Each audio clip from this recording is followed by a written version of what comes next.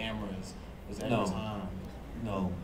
Really, that only happened on She Used to Have in the school days, because it wasn't until Do the Right Thing, my third film, where I felt confident as a director. But the first two films, again, She Used to Have in school days, I did not feel confident, as doing what a director needs to be doing, especially interacting with actors. Okay. So that didn't really come to the third film. Back here. Hi, Spike. Hello. I just wanted to say that I really love your work. Also, I was just wondering, what films and what directors growing up really inspired you? But growing up, I had no idea I wanted to be a filmmaker. So it wasn't like, me being a filmmaker didn't happen until the ideal being a filmmaker. I didn't start thinking about it until college. But I would say, Billy Wilder, Kurosawa, one Scorsese, big filmmakers like that. Right down here. Go ahead. Hey Spike, how are you? I worked with Bamboozle a couple of years ago, just a helper. And I'm a What did you DP do on the now. film? I did Running Around. I'm a DP now, and I'm shooting on the Red. When are you gonna make a film on the Red? The Red? I don't know. Okay. Verdict is still out on the Red. Hi, good evening. What inspires you to make controversial and interracial movies in society? Very good question. I don't really think of stuff like, when I'm getting ready to do a film, I don't say, what controversial subject matter can I do? It's really, that's not really a thought process. It's really the story I want to tell. And I also think that the word controversial is overused, and sometimes I think you could use thought-provoking instead of the word controversial. One of the reasons I read that list of films is just to remind people the variety that you've done, comedies, all types of movies. Well, I'm glad you did that, because people tend to, not most people, some people tend to think, just pick out, the film dealing with race in this country, like Do the Right Thing, Malcolm X, or Jungle Fever, those three. Okay, right down here. Hi, Yes. Mr. Lee. My name's Janet. I'm just wondering if Mr. Sam Kitt is still on your staff. No, Sam has not been part of 40 Acres for many years. Oh, Okay, I'm sorry. Oh. Okay, right over here. Thank you, Mr. Lee. Hi, my name is Danielle.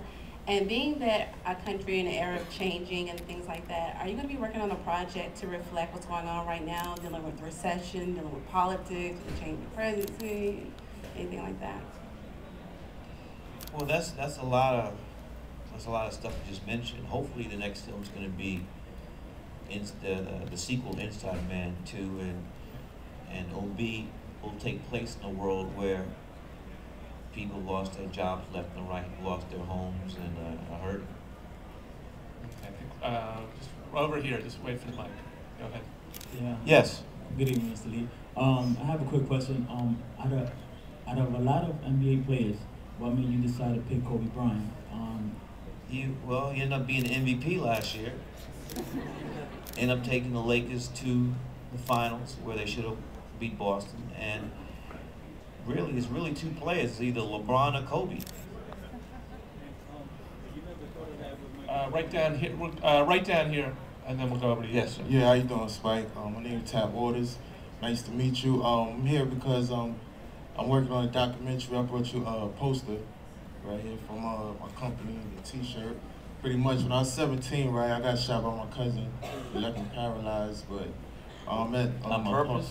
Not by accident, playing with a gun when I was younger. And after I came out of the hospital and everything, I've always been a hip hop artist, and I met this other guy who was actually hit by a straight bullet himself and left in the wheelchair. He's a producer, and we teamed up and we started a movement called Four Wheel City.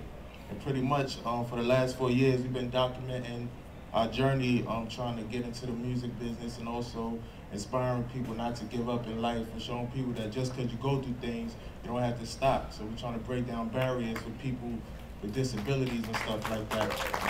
And, so we got movement and movies coming out, and right, it's called It's the Wheels of Me. It's the poster. I don't know if you want to give it to your man. And my man will get it. Yeah, and also got a T-shirt for you. We did a tour last November. We went to Atlanta, pretty much trying to for the same journey. And pretty much my question is, I know I'm going on, but like, as far as like we doing this independently, and I know you're like one of the first black filmmakers to really come up and set an example for other black filmmakers, and we trying to do the same thing for people in our situation. So like, what are like some of the things, if you could give us any advice on terms of, you know, networking with people and also coming out with a documentary like we're doing, would it be better to like try to go just to get distribution, or maybe start off with film festivals and things like that? I would say film festivals. That's where your work gets seen, in film festivals. And I think that sounds to me like what you've been doing has been the right path, and I commend you for what you're doing. And we have to do something about guns in this country.